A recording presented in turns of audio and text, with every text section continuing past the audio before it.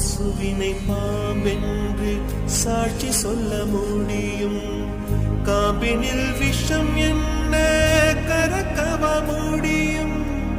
பசுவினை பாம்பென்று சாட்சி சொல்ல முடியும்.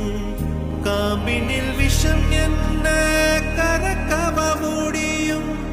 உடம்பில் வழிந்தோடும் உதிரம் உனை கேட்கும். நான் செய்த தீங்கு